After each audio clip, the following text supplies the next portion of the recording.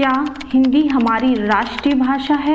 हिंदी को लेकर एक बार फिर से विवाद शुरू हो गया। दरअसल अभी हाल ही में अमित शाह का हिंदी को लेकर दिए गए बयान ने राजनीतिक गलियारों में गर्मी का पारा और बढ़ा दिया। वहीं दूसरी ओर किच्चा सुदीप और अजय देवगन की हिंदी को लेकर ट्विटर पर बहस हुई और फिर क्या था, देखते ही देखते ट्विटर पर हिंदी को लेकर शुरू हुई ये जंग पूरे भारत में फैल गई। जब कुछ लोग हिंदी के सपोर्ट में नजर आए तो कुछ ने इसका विरोध किया।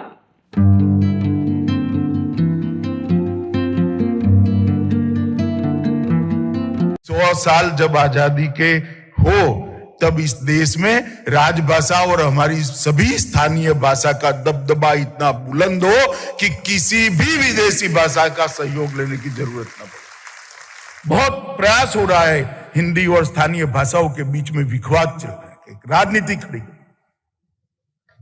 मैं बहुत मन से मानता हूं, मैं भी हिंदी भाषी नहीं, गुजरात से आता हूं, मेरी मातृभाषा गुजराती है, मुझे गुजराती बोलने में कोई परहेज नहीं है, मगर मैं गुजराती जितना ही प्यार बल्कि इससे थोड़ा अधिक प्यार हिंदी को करता हूं। हिंदी और हमारी स्थानीय भाषाओं के बीच में कोई अंतर्विरोध नहीं है। हिंदी सभी स्थानीय भाषाओं की सहेली है, सखी है और सखियों के बीच में कभी अंतर्विरोध नहीं।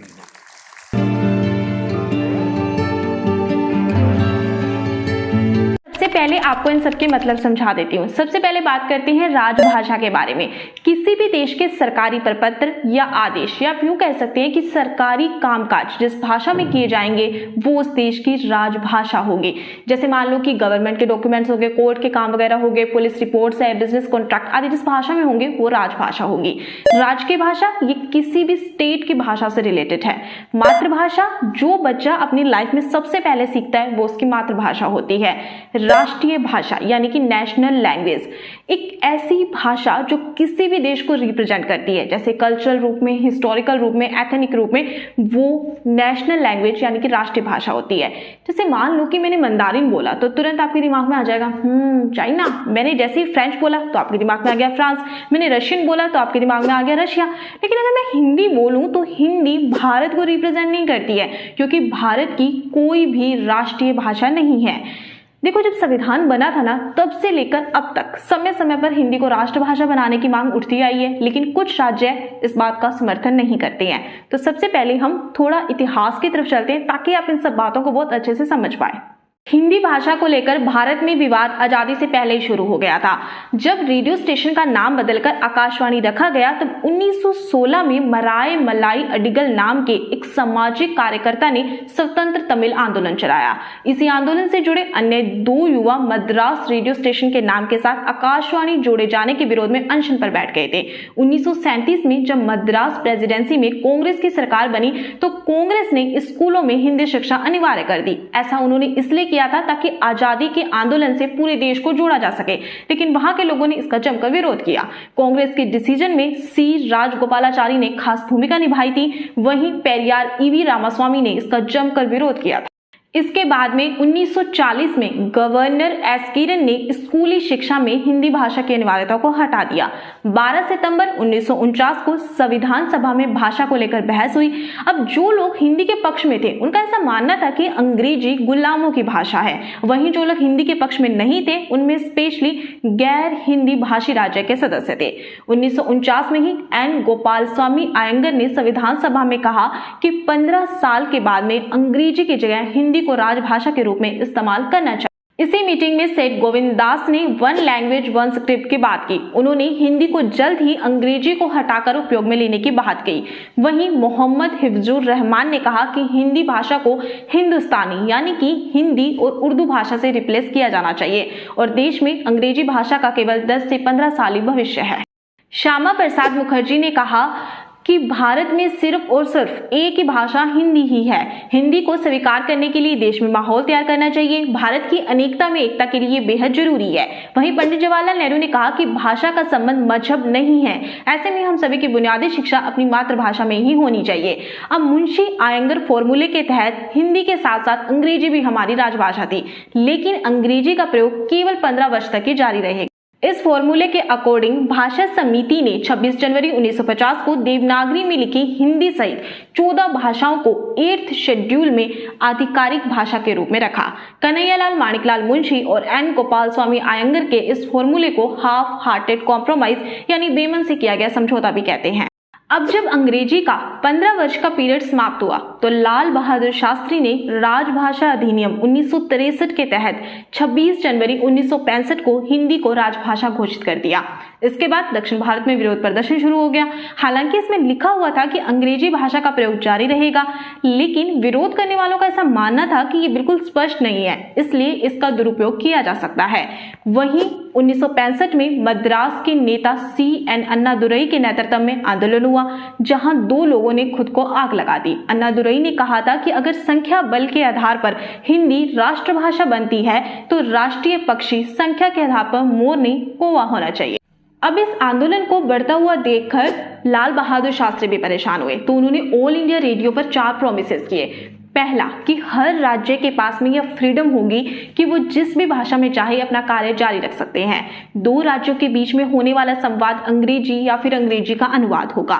गैर हिंदी राज्य केंद्र से अंग्रेजी में ही संवाद करेंगे और गैर हिंदी राज्यों की बिना सहमति के इसमें कोई छेड़छाड़ नहीं की जाएगी। केंद्रीय स्तर पर अंग्रेजी का इस्तेमाल जारी रहेगा। इसके बाद में 1967 में राजभाषा कानून में संशोधन किया गया और कहा गया कि अंग्रेजी का प्रयोग तब तक जारी रहेगा जब तक कि गैर हिंदी भाषी राज्य इस बात से सहमत नहीं हो जाते कि अब अंग्रेजी को रिप्लेस कर देना चाहिए। 1968 में इंदिरा गांधी की सरकार नई राष्ट्रीय शिक्षा नीति लेकर आई, जिसमें त्रिभाषा सूत्र का जिक्र किया गया। पहली भाषा मातृभाषा या क्षेत्रीय भाषा होगी, दूसरी भाषा हिंदी भाषी राज्यों में अन्य आधुनिक भारतीय भाषा या अंग्रेजी होगी और गैर हिंदी भाषी राज्यों में हिंदी या अंग्रेजी होगी, और तीसरी भाषा गैर हिंदी भाषी राज्य और हिंदी भाषी राज्यों में अंग्रेजी या फिर अन्य आधुनिक भारतीय भाषा होगी। दक्षिण भारत के राज्यों और पूर्वोत्तर भारत के राज्यों में इसका विरोध किया गया। इसके बाद में अभी जो 2020 में नई राष्ट्रीय शिक्षा नीति आई थी, उसमें भी त्रिभाषा सूत्र का जिक्र था, जिसका भी विरोध हुआ था। अगर हम बात करें 2011 के भाषाई आंकड़ों की, तो भारत में 121 मातृभाषाएं हैं। इसमें 8वीं अनुसूची की 22 भाषाएं भी शामिल हैं और भारत में 19,500 भाषाएं या बोलियां हैं, लेकिन इन सब में हिंदी सबसे ज्यादा बोली जाने वाली भाषा है। 2011 के आंकड़ों के अनुसार सबसे ज्यादा बोली जाने वाली भाषाओं में हिंदी, बंगाली, मराठी, तेलुगु, तमिल और अन्य भाषाएं हैं। 1971 से 2011 के अगर आप आंकड़े देखते हैं तो 1971 में 23% लोग तमिल, तेलुगु, कन्नड़ा और मलयालम को मातृभाषा मानने वालों की संख्या थी और 37% हिंदी को मातृभाषा मानने वालों की संख्या थी। 1981 के आंकड़े हैं, ये 1991 के हैं, ये 2001 के हैं। 2011 में 19% लोग तमिल, तेलुगु और कन्नड़ा और मलयालम को अपनी मातृभाषा मानने वालों की संख्या है और 43% हिंदी को मातृभाषा मानने वालों की संख्या है, यानी कि हिंदी को अपनी मातृभाषा मानने वालों की संख्या में वृद्धि हुई है। अमित शाह के बयान के बाद में पश्चिम बंगाल की सीएम ममता बनर्जी ने कहा कि हम एक विशाल देश हैं, इतनी सारी भाषाएं हैं, मैं इस पर बोलना नहीं चाहती, हम चर्चा कर सकते हैं, मैं समय आने पर इस मामले में बयान दूंगी। अब बात कर लेते हैं किच्चा सुदीप और अजय देवगन की, जहां पहले पूरे भारत का रिप्रेजेंटेशन हिंदी फिल्में किया करती थी और बॉलीवुड को सबसे बड़ी फिल्म इंडस्ट्री माना जाता था, लेकिन अब ऐसा नहीं है। पहले बाहुबली, फिर पुष्पा, RRR और KGF 2 की ताबड़तोड़ सफलता के बाद में जहां आज पूरे भारत में दक्षिण भारतीय फिल्में छाई हुई हैं, तो वहीं बॉलीवुड की फिल्में अब संघर्ष करती हुई नजर आ रही हैं। कन्नड़ा एक्टर किच्चा सुदीप ने लिखा कि पैन इंडिया फिल्में कन्नड़ा में बन रही हैं। मैं इस पर एक छोटा सा करेक्शन करना चाहूंगा, हिंदी अब नेशनल लैंग्वेज नहीं रह गई है। आज बॉलीवुड में पैन इंडिया फिल्में की जा रही हैं, वो तेलुगु और तमिल फिल्मों का रीमेक बना रहे हैं, लेकिन इसके बाद भी संघर्ष कर रहे हैं। आज हम वो फिल्में बना रहे हैं जो दुनिया भर में देखी जा रही हैं। इस पर अजय देवगन ने ट्वीट किया, किच्चा सुदीप मेरे भाई, आपके अनुसार अगर हिंदी हमारी राष्ट्रीय भाषा नहीं है तो आप अपनी मातृभाषा की फिल्मों को हिंदी में डब करके क्यों रिलीज करते हैं? हिंदी हमारी मातृभाषा और राष्ट्रीय भाषा थी, है और हमेशा रहेगी, जन गण मन। इस पर किच्चा सुदीप ने ट्वीट किया, सर जिस कॉन्टेक्स्ट में मैंने ये बात कही, मुझे लगता है कि मेरी उस बात को बहुत अलग तरीके से पेश किया गया है। शायद मैं अपनी बात को बेहतर ढंग से आपके सामने तभी रख सकता हूँ जब मैं आपसे मिलूंगा। मेरे कहने का मतलब ये नहीं था कि मैं किसी की भावनाओं को ठेस पहुंचाऊं, उत्तेजित करूं या फिर किसी विवाद को बढ़ावा दूं। मैं ऐसा क्यों करूंगा सर? किच्चा सुदीप ने यह भी लिखा कि सर आपने जो ट्वीट हिंदी में लिखा है वो मैं समझ गया, क्योंकि हम सब हिंदी भाषा की इज्जत करते हैं, उससे प्यार करते हैं, हमने हिंदी सीखी है। लेकिन अगर क्या होता मैं इस स्थिति में कन्नड़ा भाषा में रिप्लाई कर देता, क्या हम सभी भारतीय नहीं हैं? इसके बाद में कर्नाटक के पूर्व सीएम सिद्धारमैया ने भी ट्वीट कर लिखा कि हिंदी हमारी राष्ट्रभाषा कभी नहीं थी और ना ही कभी होगी। हर भारतीय का ये कर्तव्य है कि वो देश के भाषाई विविधता का सम्मान करे। हर भाषा का अपना एक समृद्ध इतिहास होता है। वहीं कुछ एक्सपर्ट ऐसा मानते हैं कि अजय देवगन ने अपनी अपकमिंग मूवी रनवे 34 के लिए माहौल बनाने के लिए ऐसा किया था। हालांकि ये मूवी अभी रिलीज हो चुकी है और अजय देवगन की अभी हालिया रिलीज रुद्रा और रनवे 34 दोनों ही बॉक्स ऑफिस पर असफल साबित हुई। इसके बाद में अगर अजय देवगन के थोड़ा फिल्मी बैकग्राउंड पर नजर डालें तो साल 2011 में अजय देवगन की आई सिंघम, जिससे अजय देवगन को अब सब लोग सिंघम के नाम से जानते हैं, वो एक साउथ मूवी का रीमेक थी। 2012 में आई सन ऑफ सरदार, जिसमें अजय देवगन को सफलता मिली। ये SS राजामौली की तेलुगु फिल्म मर्यादा रमन्ना की रीमेक थी। इसके बाद में साल 2014 में आई सिंघम रिटर्न्स, ये भी एक साउथ मूवी का रीमेक थी। फिर इसके बाद में अजय देवगन की आई दृश्यम, जो कि एक मलयालम फिल्म का रीमेक थी। अब अजय देवगन कुल 2 फिल्में कर रहे हैं, जिसमें एक तो है भोला और एक है दृश्यम 2। दृश्यम 2 ये मलयालम मूवी का ही रीमेक है और भोला ये एक तमिल फिल्म केथी का रीमेक है। तो आप खुद देख सकते हैं अजय देवगन तो खुद साउथ मूवीज का रीमेक करके पैसे बटोर रहे हैं। खैर जो भी हो, लेकिन इससे भारत में हिंदी को लेकर फिर से एक बार बहस शुरू हो गई है कि क्या हिंदी को राष्ट्रभाषा बनाया जाना चाहिए। अब जो लोग हिंदी को राष्ट्रभाषा बनाने का समर्थन देते हैं, उनका पक्ष ये है कि इससे भारत में एकता आएगी, अंतर्राष्ट्रीय स्तर पर भारत की स्थिति मजबूत होगी, वन नेशन वन लैंग्वेज होनी चाहिए। अब जो लोग इसका विरोध कर रहे हैं, उनका ऐसा मानना है कि इससे भारत की विविधता में एकता वाली छवि को नुकसान पहुंचेगा। भाषा संस्कृति की रक्षा करती है, इससे क्षेत्रीय संस्कृति को भी खतरा होगा, अलगाववाद की भावना आएगी।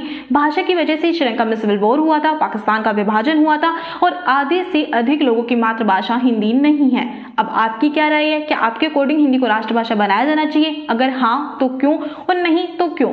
इस वीडियो में आज इतना ही। अगर आपको मेरी ये वीडियो अच्छी लगी है तो मेरी वीडियो को लाइक और शेयर कर दीजिए और मेरे चैनल को भी सब्सक्राइब कर दीजिए। फिर मिलेंगे एक नई वीडियो के साथ में, तब तक के लिए धन्यवाद।